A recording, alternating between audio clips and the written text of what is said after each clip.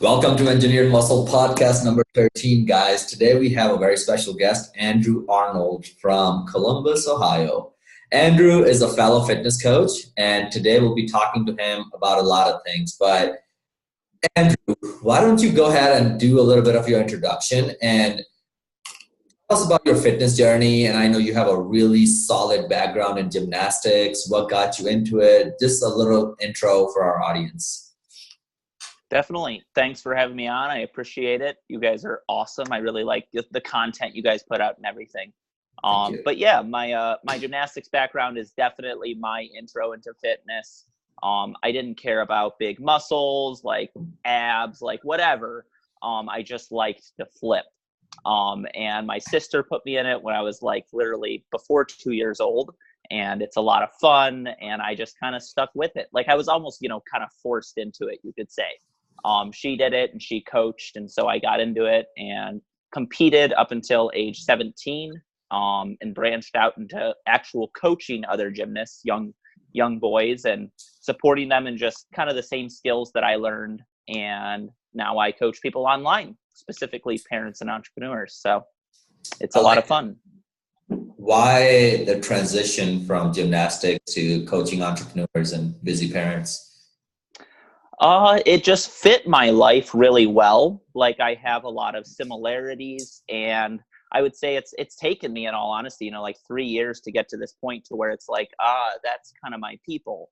And that's I don't know, like I wasn't somebody who like went into the online world and the first month in made 10K because I knew everything I was doing and I'm a hot shot. I'm honestly not that, but it took me time to really work with people and figure out, hey, like these are people I can support and I really understand their struggles. I have like 2 kids at home and I'm also married. So I have a 2-year-old and a 1-year-old, and they really keep me on my toes while trying to build a business and while maintaining a great relationship with my wife. So that's definitely why I coach them. And for our audience, guys, Andrew is a badass. I've known Andrew for about a year now, and he's 21 years old. Accomplishments are great, and every time I talk to him, I feel like I'm talking to a 42-year-old friend of mine because he has 2 kids. He's married at 21. God knows what I was doing at 21. And dude, like, you're an inspiration for a lot of people, and the way you carry yourself, yeah, it's very impressive, and it just shows. Every time I meet people, some people are, they are certain age, but they act a lot older. They have life experiences that are just way beyond that age range. And for you, since you've been in the whole like fitness world since a very young age, do you think that, and one of the things Madison and I talk about a lot on our Engineer Muscle podcast here, is that fitness makes you better at life. And what comes to mind when I say that phrase for you? Like, does fitness actually make you better at life, or is it just another thing people do? Definitely. Oh, I totally agree. I mean, mine would be a little more specific with my background in fitness, which was gymnastics. But I think it, in a lot of ways, and I have like zero regrets, but it forced me to grow up quick. It really put me in a position where like, hey, I was either going to be serious about this or I wasn't going to do it. When I turned roughly, I want to say like 12 or 13, that's kind of the tipping point where a lot of gymnasts actually fall off, or, hey, like I'm serious about this and I'm committed. And the reason why is because you're working out 5-6 days a week for 4 hours every single time. So it's literally a full-time or a very high part-time job that you're committing to, along with your school and everything else, which I hated school. But anyways, it's a huge commitment. And so from that point on, it was like, no, I'm serious about this. I'm going all in, and I'm really going to push myself. And then also just with that transition of, hey, like I'm serious about this, you really start to mentor other younger gymnasts. You really start to support them in their goals, and you start to look out for them. And I really felt like I really liked leading my team. So I think in a lot of ways, just the aspects of that forced me to grow up quick. Like I I didn't party in high school. I didn't drink at all. Like I didn't do anything because it would have been detrimental to my gymnastics. And so I think in a lot of ways, like fitness has just supported me. And the reason why I can be 21, have 2 kids, been married for 3 years, it's all because of the skills and the character I built up through gymnastics for sure. So. Awesome. So I'm curious with your gymnastics background, like you just mentioned you're working with more, busy family men and stuff like that. What sort of work you end up having to do and what your like programs kind of look like for them? Because a lot of gymnastic skills can be really out of reach for a lot of people. I used to when I was very young, I did gymnastics very briefly, but then when I started getting into fitness again, I started getting into like strength gymnastics and like, cause I can't flip for shit, like going, so I never kind of did some of the ground skills, but like I got really into the still rings and stuff, but like even just there's so much level of progression. So I was just curious what you kind of give in your fitness programs and stuff like that. Definitely. No, I think the biggest support that gymnastics helped me with when it comes to actually coaching my clients is the baby steps. Like really is introducing fitness in a way that isn't freaking them out, that isn't going to injure them, that isn't going to be this huge monumental life shift for them. And I think that like in gymnastics, if you are familiar with the sport or with really any sport that people stick with for a long period of time, there's the natural progressions. Like for me, 15 years of my life, literally like 80% of my life so far, at least, was devoted to the sport. And as a result, I was able to do some pretty crazy tricks, like definitely not the best, but able to really build up. And it was easy to introduce that next level when I had a solid foundation. So I would say that's my biggest focus with anybody who's getting started is if your foundation isn't solid, then P90X, all that crap is going to go to the wayside because guess what? You don't know what your habits are. You don't even have the basics. So I really push the basics first. And as a result, like if somebody went on to P90X after me or anything like that, they would be, 100% more successful, like just so much more because they really have the basics, if that makes sense. And Andrew, what are the basics? Like, give us some like hard facts right here. Like, and on this podcast, so Madison and I are both scientists and engineers. So we love talking about science, but we also love combining with practical, useful applications. So for you, what is that or like the few basics that people should have now to get their fitness in order? Definitely. No, I appreciate the question. I think the biggest thing and my current focus for past, 6 months, maybe a year now, which maybe you've noticed, is I've started to focus a lot on like self-identity. Like who are you in regards to your health? Like who do you think you are? Like were you somebody that was taught to be an out of shape, obese parent? Were you somebody who was taught to be a stressed out entrepreneur?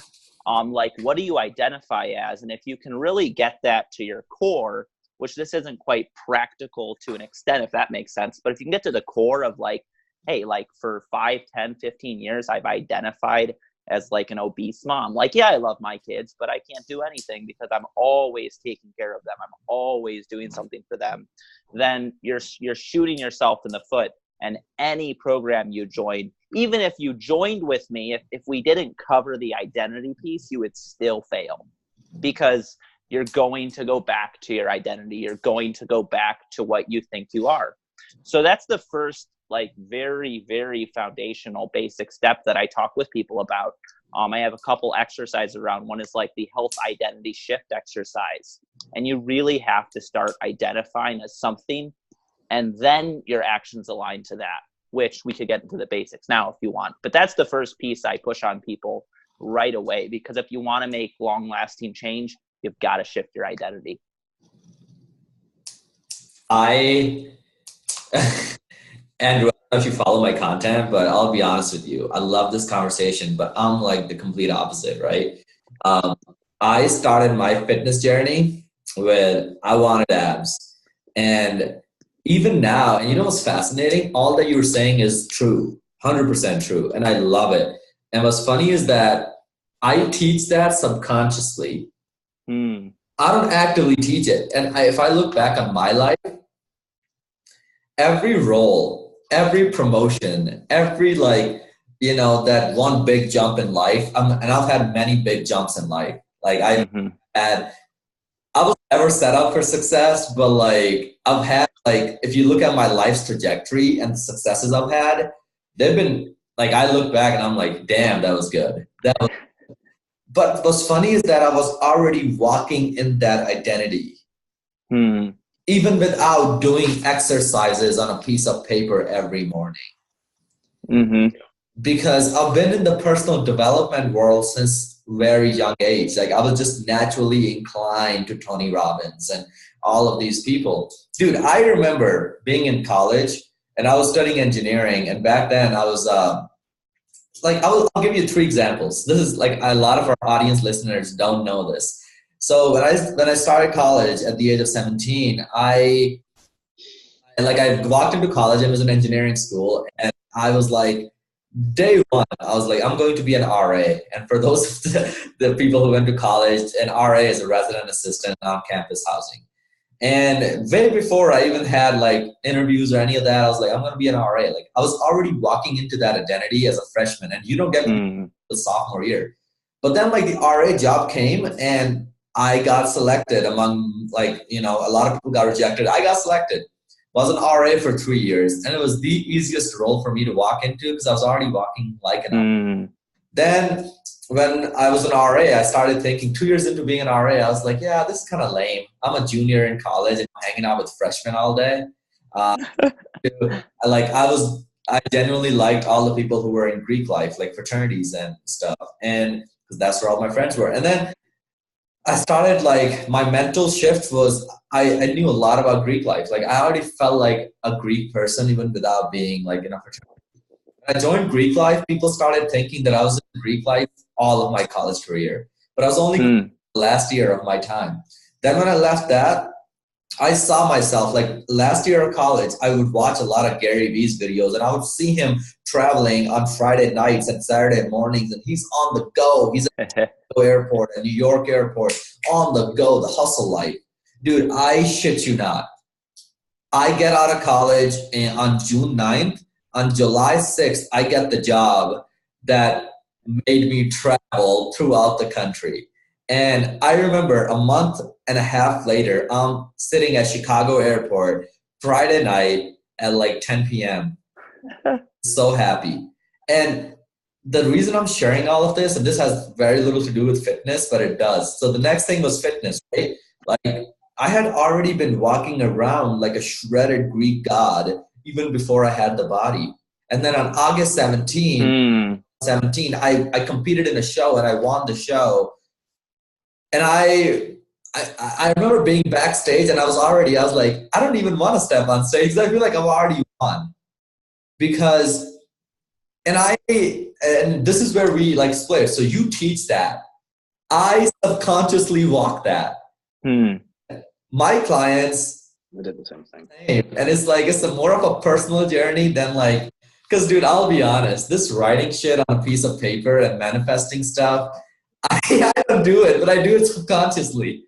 I don't know where I'm going with this, but it's so fascinating because I don't deny it. I believe it, but it just happens for me subconsciously. You ever Definitely. Yeah, me too. I go through an alternate process through that. And I don't remember exactly when I first identified the ability to do that, but I've always, for a very long time now, as soon as I decide I want something, everything shifts. And it's that's why sometimes it's hard for me to teach this to other people because this isn't the easiest way for other people to grasp.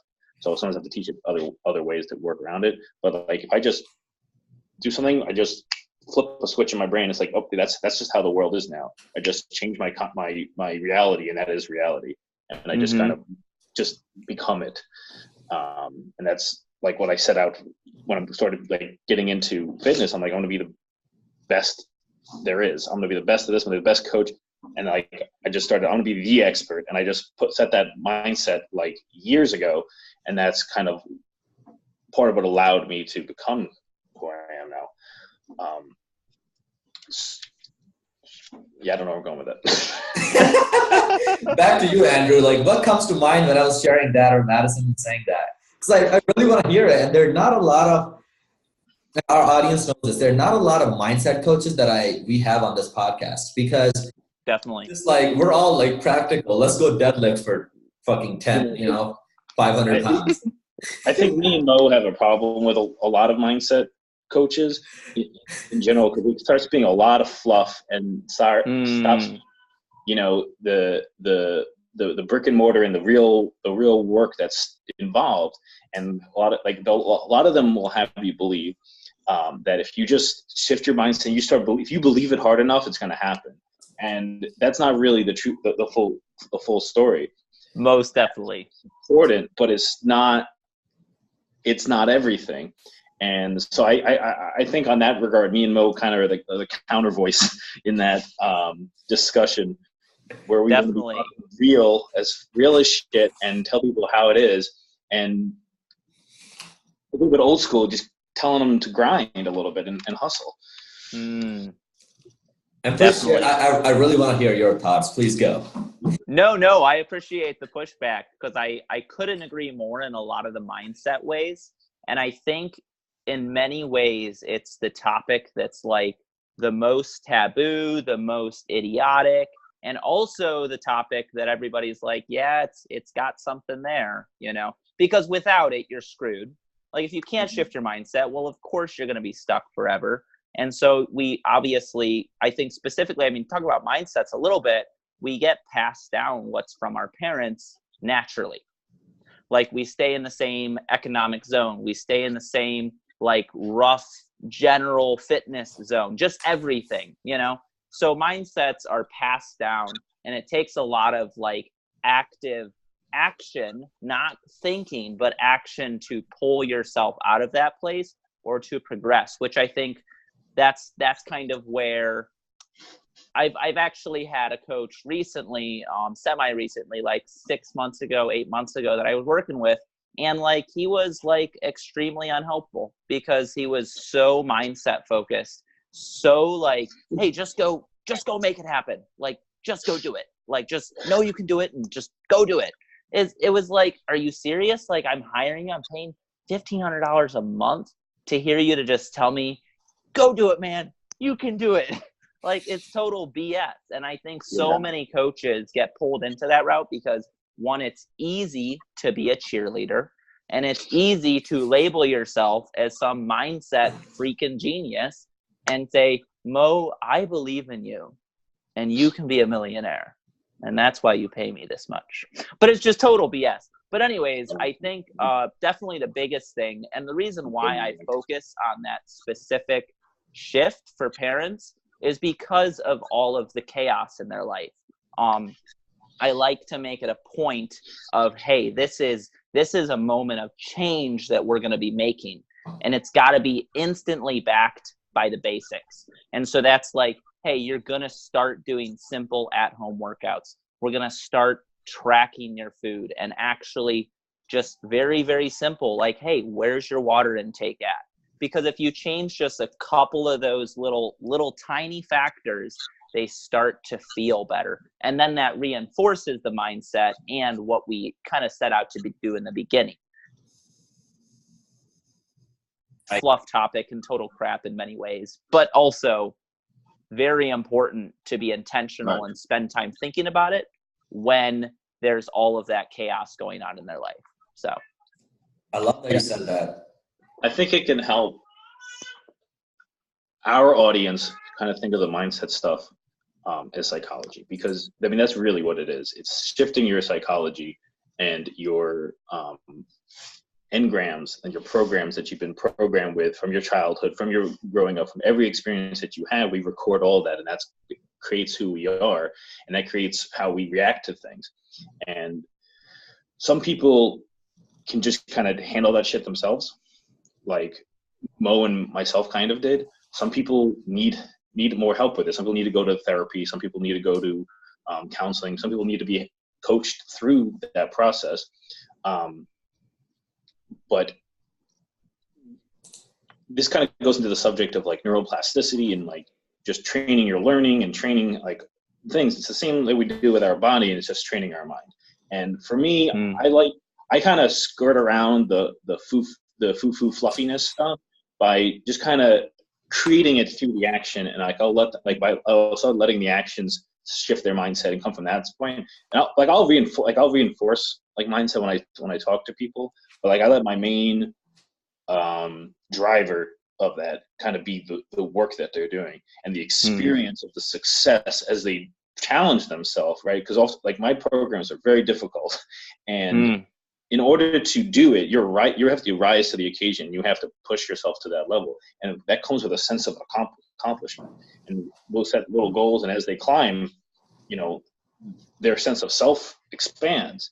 And but so I try to come at it from the physical way to try to, I don't know, some people are kind of thrown off by the woo woo. Definitely. No, and I like the, hey, like we're going to turn you into a new person by doing this, and it's going to be a challenge. Like I like that approach, and I guess I fully understand that approach for myself or for somebody who did gymnastics, like just the intensity of the sport. I mean, as soon as I was like done with the sport, I mean, like I had one pretty major surgery from it. Like I had pretty decent amount of just like chronic injuries, like wrist pain, elbow pain, whatever, ankles, bunch of different things. And like, it takes a certain type of intensity to get to that level. And you have to push through injury. You have to like redefine yourself again and again and again. And if I would have stuck with it, it would have been more and more and more and more just to the next level. So I like the intensity. I personally, and I'm still discovering this for sure, but the balance between, hey, we're going to get this is a constant into your life, and the balance of, hey, how hard can we make it? If that makes sense. Yeah, so like, I want to raise their floor. I don't want to just raise their ceilings, if that makes sense. So I'm still searching for the balance of, hey, how hard can we make it? But when you're done with me, like I genuinely want you to be able to do this for years afterwards. I don't want you to have me there all the time to be successful. So for me, I'm still, I think, finding the balance of how difficult and how manageable can we make it. No, yeah, dude, I totally agree. And I think what you're really referring to is like building customized plans for every client, because every client is different. And dude, what's crazy is that we spend a lot of time on this podcast talking about old school bodybuilding and the old school, like the old school intensity, the old school, like Arnold had smaller calves. So Arnold went and trained with, who was it? Steve Reeves? Madison, which story are we telling?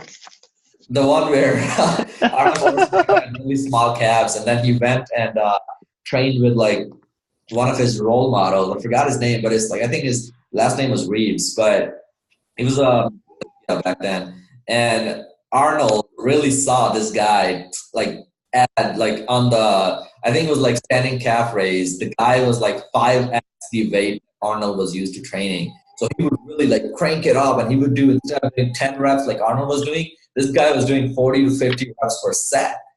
And that like put Arnold in a different place. And he's like, holy hell, like I need to start doing that. And then we saw Arnold Schwarzenegger build those calves that were like, you can't match them. Like they're just so well defined. And it was like one of the best calves back in the day. And the point being, like, it's so fascinating. Like, I think like my philosophy with mindset coaching is Arnold Schwarzenegger's. Like, you have to have a vision. Where are you headed?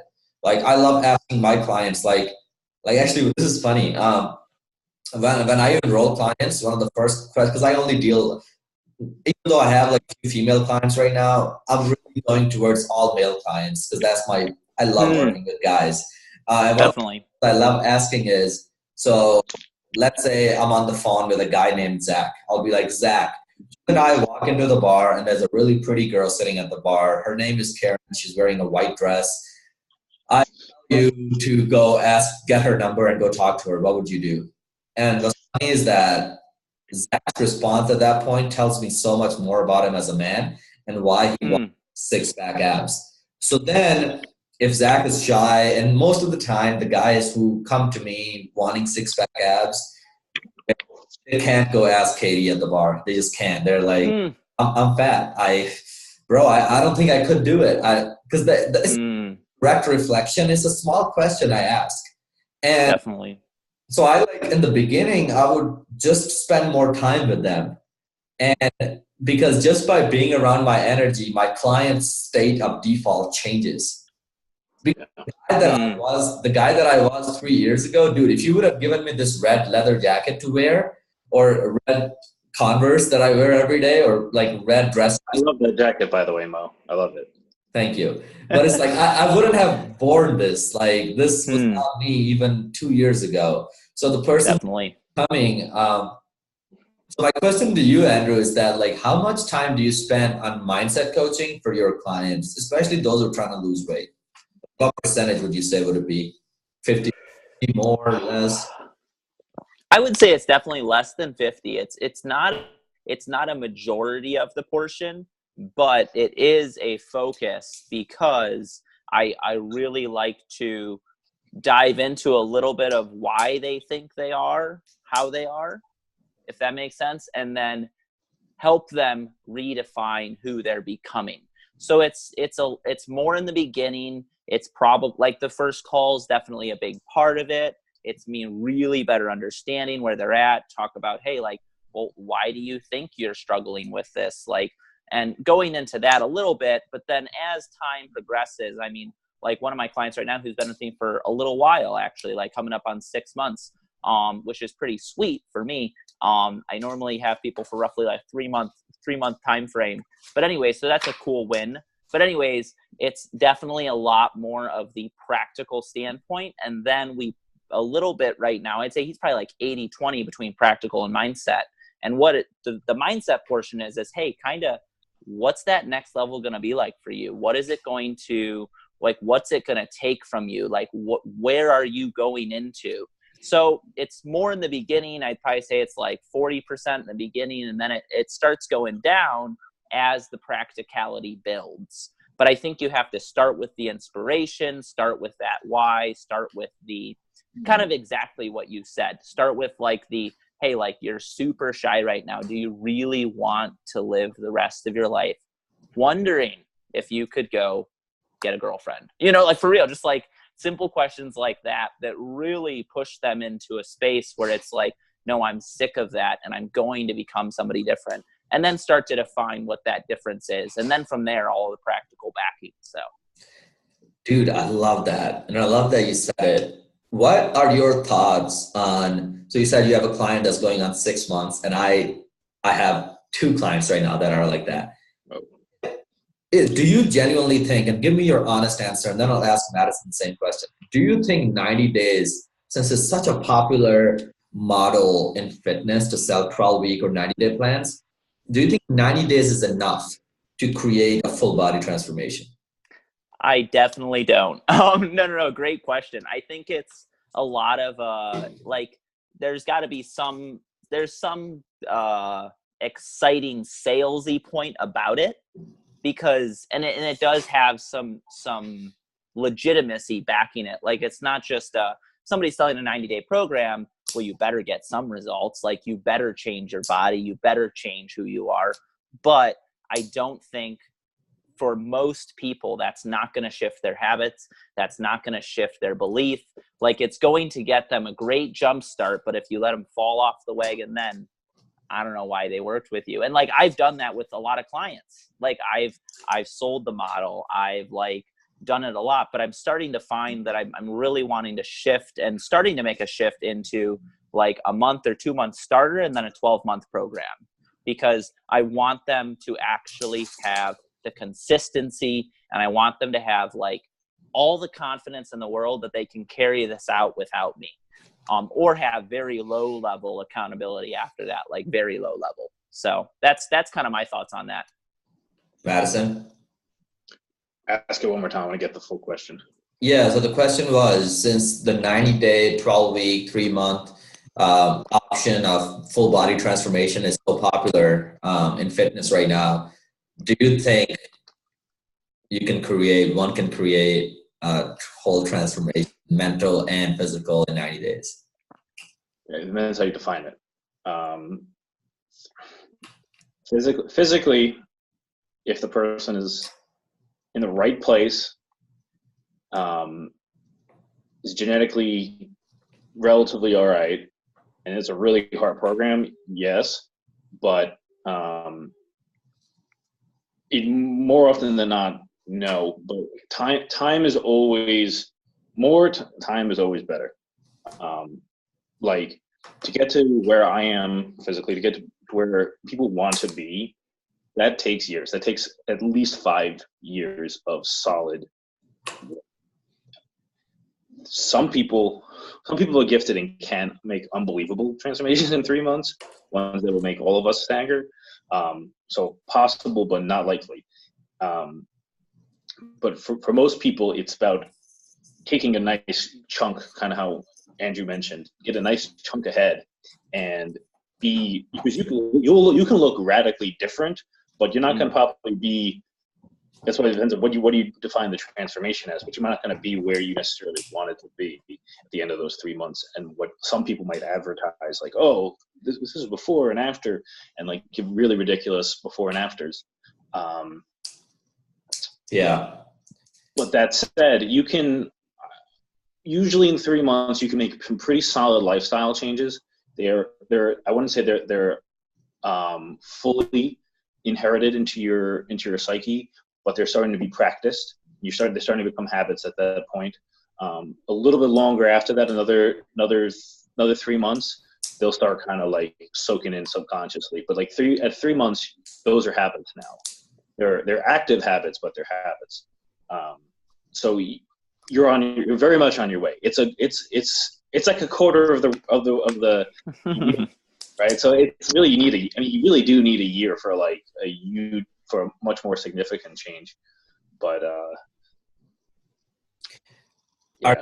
Are you guys at a point in your life where you feel better when someone says this is a long-term investment, versus like one of the things that used to like really get me was when someone would say 3 months or 90 days or transform this in this many days. And now, in all honesty, I crave when someone says, dude, this is a long game, and I love your patience, and I love your hustle, and I love the work you're putting in. Like every time, if you want to sell me on something, this is for all the coaches who are trying to sell me shit right now.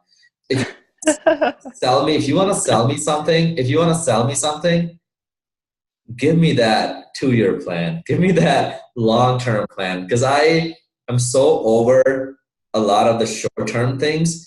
Because after creating my own body transformation, after seeing a lot of success in my corporate career, after having success in my own business, bro, every time I go to conferences, I was at a conference 2 weeks ago, and I started talking to this one kid. He was 19 years old, and this is on a table. We're eating lunch together. This is day 2 of the conference. It was a 3-day conference. And this kid, he's 18, 19 years old, and he told us on the podcast. I'll say it again for people. But this kid was just young, and he was being sold on a $12,000 mastermind. And he legitimately, like, people were selling him the idea that that's what you need to be successful. And he tells me it, and he's like, bro, like, what are your thoughts on mastermind? And I didn't even like really, he just thought I was in that mastermind too or some shit. He just wanted validation to like join it or something. And I was like, who are your role models? And he names people like Tony Robbins. He even named like John F. Kennedy. He named like really high-end men of history. And I was like, how many masterminds do you think JFK was part of?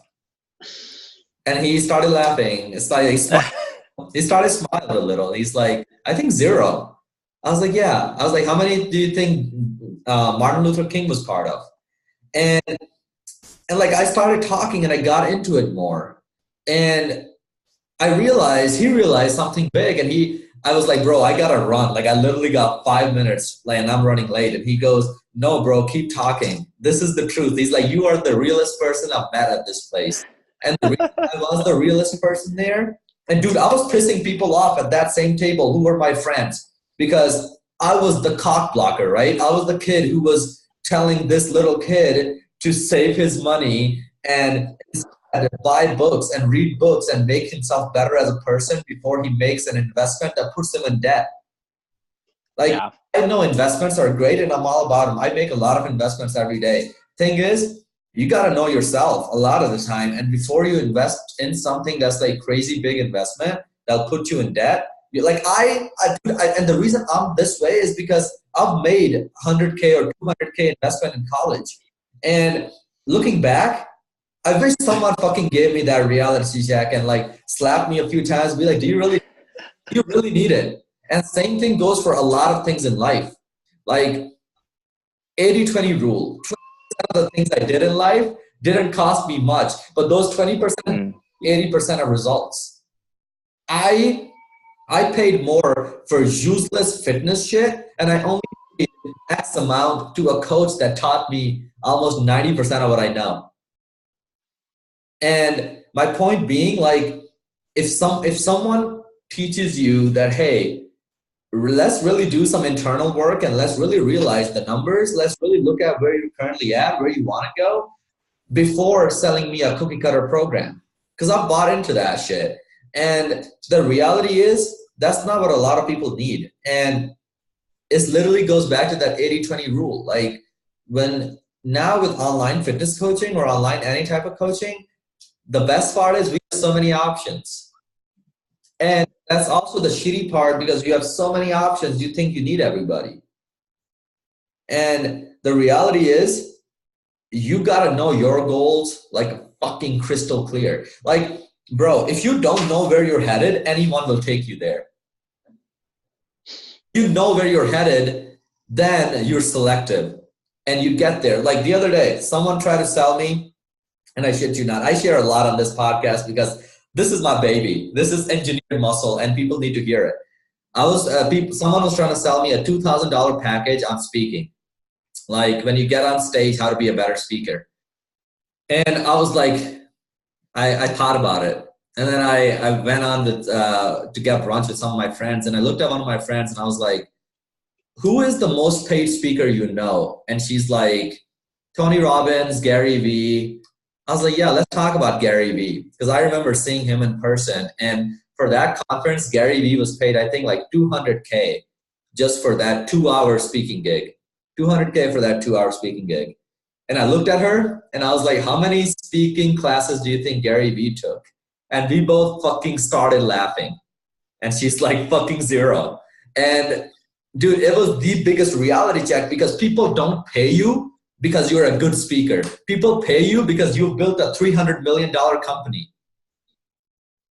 And that's why this podcast is so personal, because it's results driven.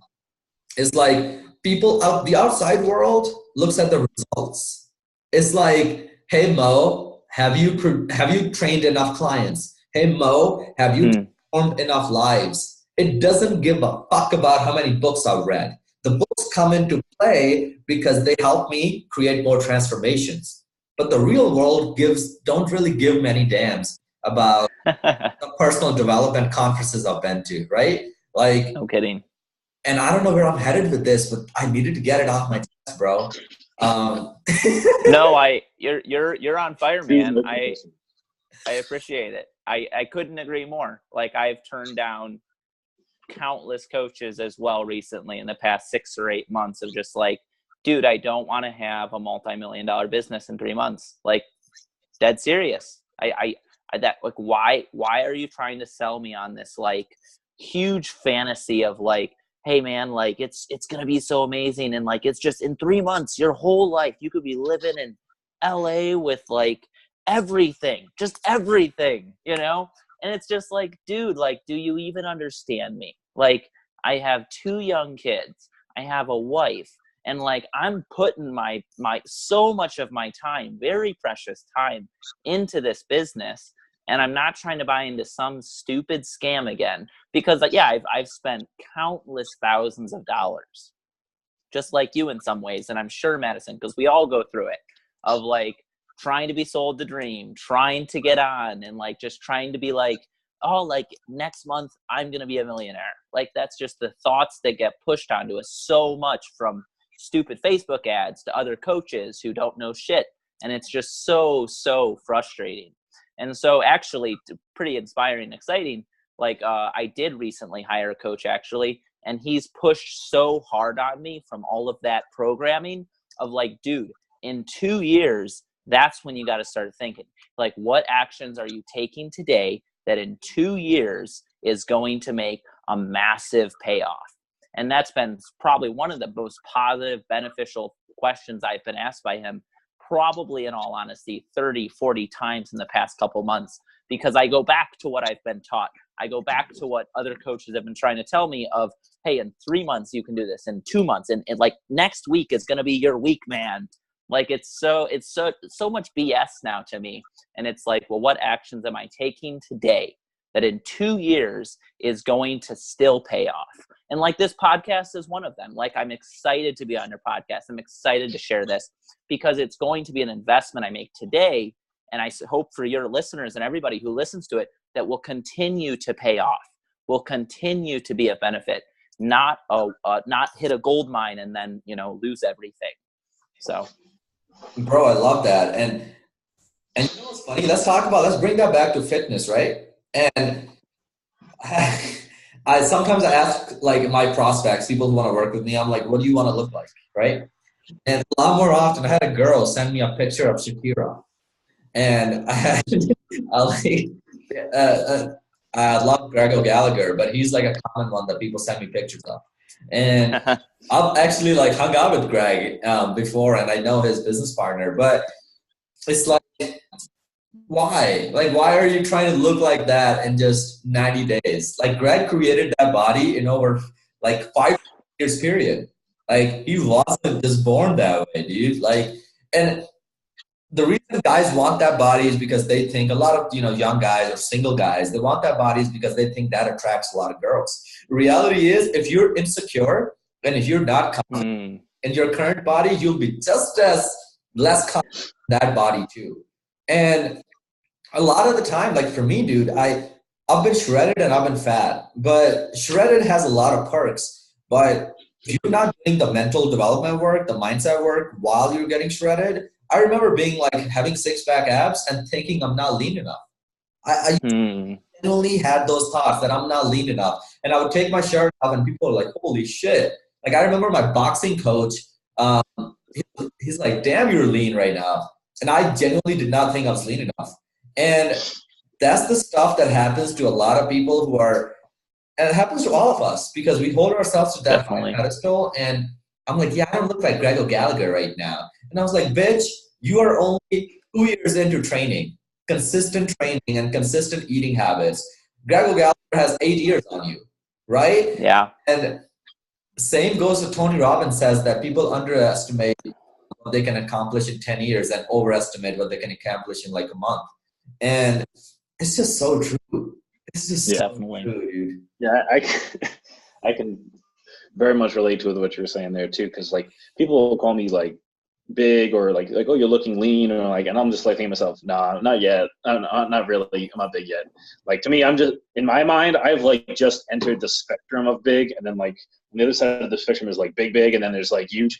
But like, so I just, in my mind, just entered the spectrum. But people are always like, oh my god, you're so big. But then like recently, I started working with my coach now, Alberto Nunez, and he ended up calling me big, which was like kind of, and that was kind of a cool compliment. He called you huge, bro. He called you huge on Instagram. Right, the follow up. But it's like, because I have such high aspirations, to me it's like for me, I'm able to appreciate where I am, but I'm just have such a high goal that like, to me, I'm just like, no, I'm not there yet. And it's just like always the work in progress. But oftentimes just like, for going back to what Mo was saying, if the person who's trying to shred down for abs because they want a girl, when they are able to achieve them, they're just so much more confident in themselves. They're like, "Hey, I fucking did this," and they're like, "Oh yeah, I also have abs, so I can talk to her." Even though it's bullshit, it's in their head, so they believe it. And that little bit of confidence, because also like whenever I work with guys who are trying to get with girls, the most effective thing you can really teach them is just fucking fake it. Just fucking act confident. You don't have to be confident. You can be trembling inside, but just fucking act it. And sooner or later, it's like we were telling earlier, walking in those steps. All of a sudden, you're like, oh wait, I actually mean it now. I actually am confident now. Like, and it just becomes so easy. And I've helped a lot of guys that were having trouble with talking to any girls. Now they're just women. Dude, someone told me the other day, they're like, they said that to me, but I want to apply that to this podcast. Someone said, Mo Guy is not just a trainer, he's a way of life. And biggest compliment ever. But I want to say, like, engineered muscle is not just a podcast. Like, this is a fucking way of life. Because it's true, dude. Like, when you're sitting at a bar, when you're sitting at a coffee shop, you see that cute girl, and you're like, but I'm fat. But if you have the abs, you're like, it just gives you that extra 2%, 5% confidence that you're like, and the best part is, this is what I want every one of my guys to feel. Even if she rejects you, you genuinely know that rejection is better than regret. If you get to that point in life where you're like, I can get rejected and still feel better. Because, dude, I've been rejected before in girls or other things in life, but it was the best feeling. Like, I didn't give a fuck about the outcome. It was more like a victory on the inside. Like, it was a real when that's when you get the most wins too. When you're like, I don't give a fuck. I don't care how this goes. Hey, girl, you want to go get a coffee? Sure. Oh, cool. And it just works out. I don't know why we're talking about girls now, but back to you, Andrew. You're a married man with 2 kids. Yes. I have a beautiful wife though, and I'm beyond grateful for her. How'd you meet her? I met her at gymnastics. That was my whole life. So that's where it happened. But do you think having like similar passions help, or is it better to go with, like, in fitness? This is big. Like, a lot of fitness coaches end up dating fitness coaches, and then they're like, they lose that fire, and a lot of them opposite. They're like, I wanted a girl, a feminine girl, a girl who just is just like this is good. Versus like, I got an Instagram fitness model who's into other things. Like, even though we're both into fitness, so for you, like, what do you think? Do you think it's better to date someone with similar passions? Or is it, because like the conventional advice would be like, yeah, just find someone you can vibe well with and go with it. But like with this whole, like, because relationships are changing nowadays. We have so much on social media. What are your like, give me your rundown. Definitely. No, I actually have some level of experience. We've been married for 3 years. We've been together for 6, I think. Could be a little off on that, but we started dating in high school and everything, quite young, to remind the viewers. But anyways, I think the biggest thing that you've got to understand is the person that you're with is going to change. They're going to be different in 5 years from today, and 10 years from today, and 20.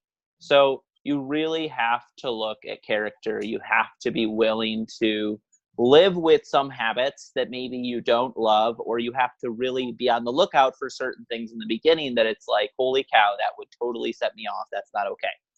And so, so we got together because of similar passions and interests, to get back to your question specifically. But like me, I've branched out so far from those. I've branched out from gymnastics to, online fitness coaching, becoming an entrepreneur, building an empire. Like, those are pretty drastically different, and like beyond grateful that, she stayed with me and she stuck with me and everything. But things like that change. So you can't expect somebody to necessarily be the exact same, or to be the person that you fell in love with in the beginning, if that makes sense. You have to be willing to go through the life changes with them. And if you can see yourself doing that, then in my eyes, what are you waiting for? But anyways, that's definitely my take on that. I love that last line. What are you up in for? I feel like after this podcast, Like the stars align? Come on. Love, like everything else, is a journey. Yeah, dude, no, it really is. Don't get attached to a single point because it's going to screw everything up. Like, man, I can That's life. confidently tell you, I did not think I was going to have 2 kids at 21. Like, who plans for that? But dude, like, my life is so filled with blessings, and like, I'm beyond grateful for my life that I have. But let's talk about something that you probably know a lot about, which is like, as young men growing up in America who are seeking adventure, who like, especially a lot of audience that we have, a lot of people have like a lot of it is men, and a lot of them have jobs. A lot of them are, they're finally realizing that they did everything society told them to do, and they still didn't feel successful. Like, these guys check marks, right? Got a highest 4.0 in high school, went to college with yep. good grades, got a corporate job, started their own business. But when they see themselves in the mirror at night, they don't feel like, they're like, I haven't done shit, right? They all have inner drive that's like, nope, you ain't there yet, you ain't there. And then they have this certain sense of emptiness, which is like, fuck, I don't have a girlfriend. Fuck, I don't have the girl of my dreams. I'm not there yet. And these guys are, I love them and they're my fucking dudes, but like, they're super easy to be sold by these scammers who promise them the pretty girl and the nice car, right? Definitely. Like, at the end of the day, that's our human bias. That's we favor that. So for you, how do you, like, do you think that for that guy who's worried that if he gets in a relationship or if he gets married right now, his ability to take risks would go down? So he's avoiding love. He's like, he walks like this. He's like, I just want. Are you talking about someone's particular here, Mo? I mean, dude, this is like the reason. Like, a lot of our audience is like, are a direct reflection of us. They are a direct reflection of us, and so I hear this a lot too. Where guys like, Madison is a little older than both of us here, but I would say like a lot of the guys that I end up talking to, they're like, yeah, I don't want a relationship right now. I don't. I'm building my empire, but at the same time, they want abs so they can talk to more girls. So like, help us. Like, this is a really deep question. Yeah. It's like guys who don't want relationships because they think their ability to take risks go down. Because trust me, Andrew, like, you have 2 kids right now. So when you make an investment, you think about those 2 kids, you think about your wife, versus a young guy, he's just single. He can do whatever he wants. But on the other hand, he feels that, shit, maybe there is something to relationships. So give me your run. Definitely. No, I appreciate the question. This is a more fun podcast than I imagined, to be honest with you. But trust me, I make it fun. I love it. No, definitely. But I mean, I don't know. I mean, there's definitely time. I would say the number one thing is, like, you've got to find something you're willing to die for. Like, in all honesty, you've got to find something that you're willing to die for, because that is fulfilling. Like, that is super fulfilling to know that you have something in your life that you're willing to go all in for, and it fulfills you as you go all in for it. And yes, you're always going to be making a choice. No matter what choice you make, there will always be that second option, no matter what. Like, hey, if I choose to go all in on my business and say no to my family, like, that's a choice I have. And if I do that, I'm sacrificing relationships with my kids, with my wife, with things like that. And I'm not saying that I can't do both, but what I'm saying is, when you make a decision, you've got to be willing to say no to the other things, because you're willing to die for this thing. You're willing to go all in. And I think that is a lot of fulfillment in itself. And I like doing life with people. Like, I like doing life with you in a small sense. You know, I've gotten to know you over the past year, like doing this podcast, like with Madison now. I like doing life with other people. And so with my wife specifically, you know, somebody who, like, intimate relationship more than any other relationship in my life, I can actually confidently say that now after 3 years of marriage. Like, it's exciting to build something with her. It's exciting to really have that person who This is actually a big realization I had about a year ago, something pretty personal and to an extent.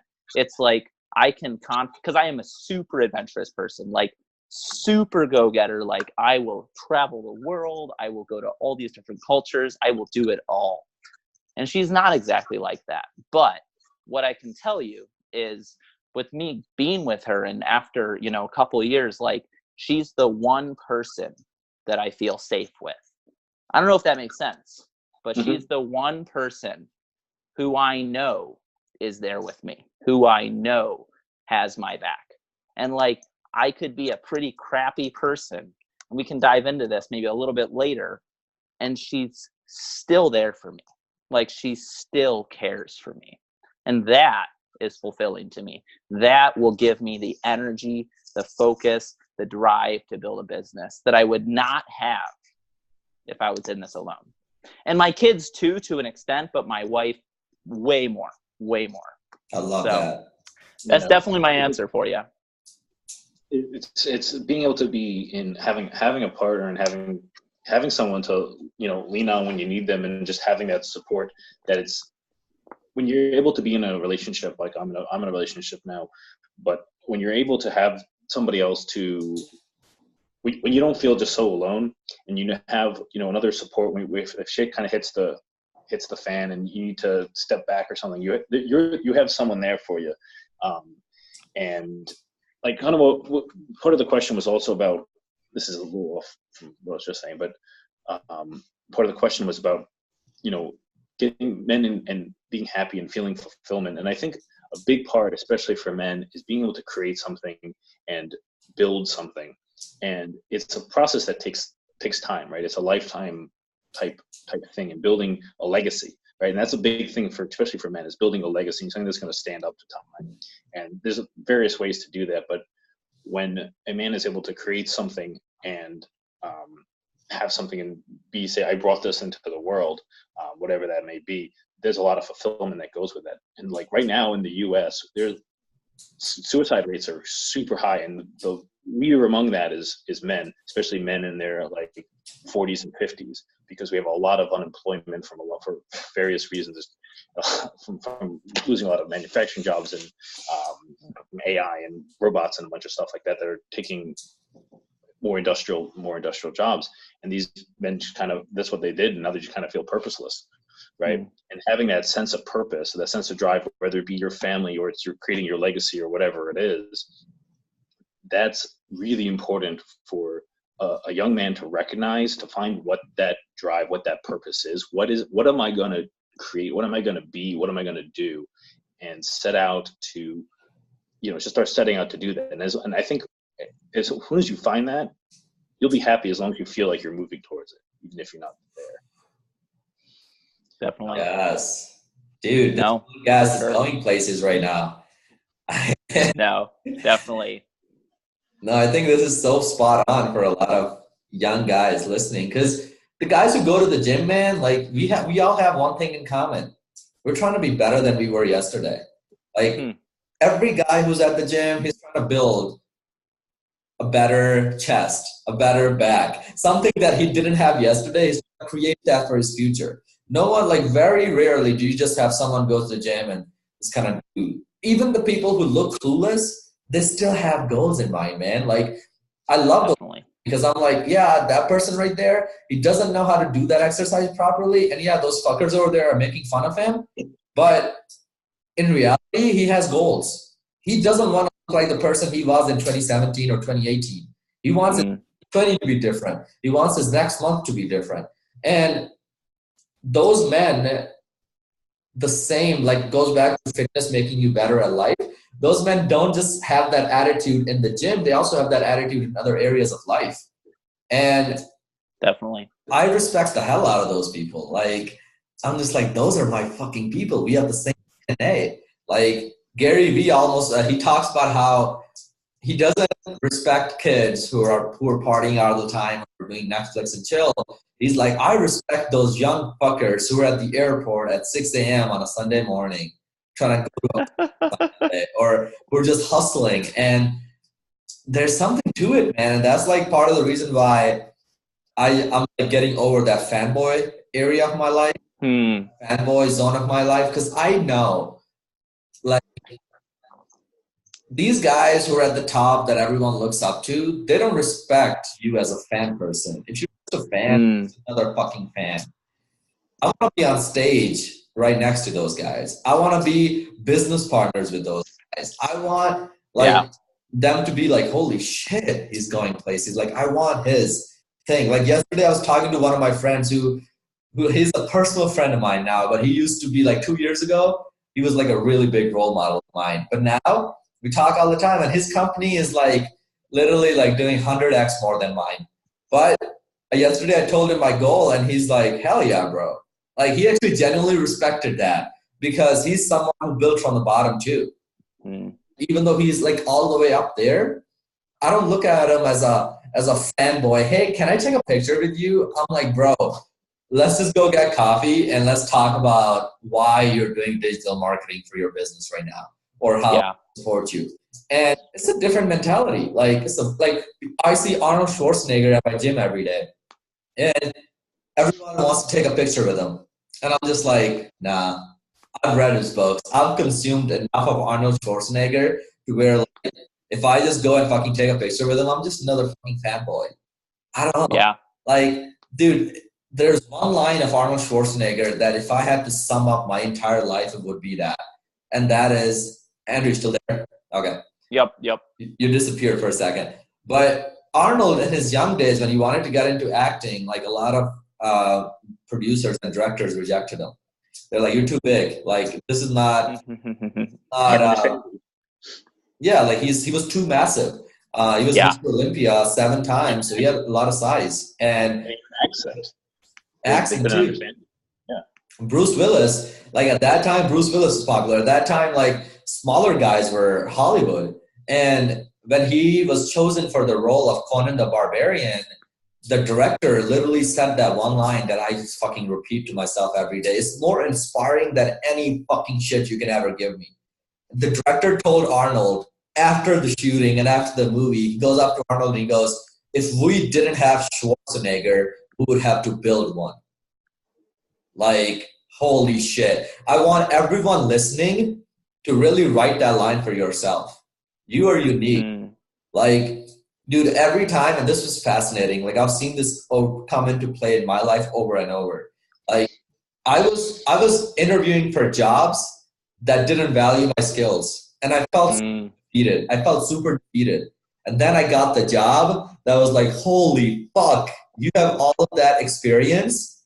You have all that years of like real work. And that was the day I realized that if they didn't have Mo Gaius, they would have to build one. Yeah.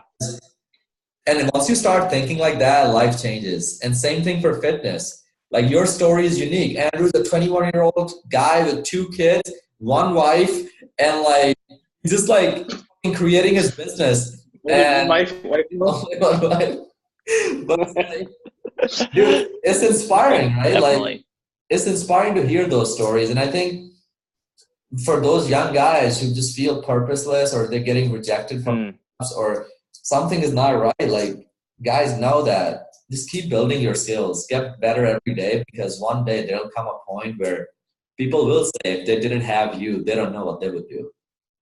Definitely. No, I totally agree with that for sure. And speaking of which, I got to get back to my family. This is an awesome podcast, though. Dude, we're running out of time here too. Super grateful to be on. But hey, where can our people follow you? They want to know more about you.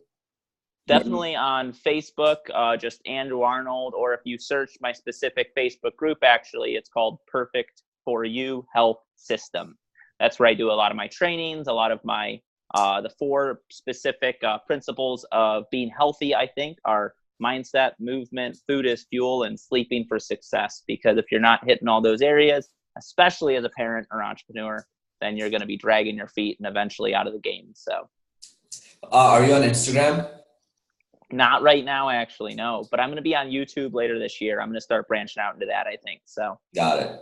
I'm on Instagram if you want to check it out. It's Fit with Andrew, but yeah, I don't post too much on there. You can come see some of my cool gymnastics skills, though. Got it. All right, guys. Andrew Arnold, it was an honor to have you, brother. Thanks for sharing all the wisdom. And go follow him, especially on Facebook. He a lot of good content. So really appreciate Thanks for watching. Yep. Thanks for watching, guys. Make sure you guys subscribe, like, leave comments down below. If you're on YouTube, hit the little bell so you get alerts when we launch a new episode every Wednesday. And thanks for watching. See you guys in the next Last thing, guys. On iTunes or Stitcher, do not forget to leave reviews. I love you guys. I share a lot. See, this is even different for me. I'm not used to sharing a lot about my life. And when I have these supportive friends, when I have when I get in the zone, I share a lot. And I definitely know to guys. So feel free to leave comments. I love you guys. Take care and peace.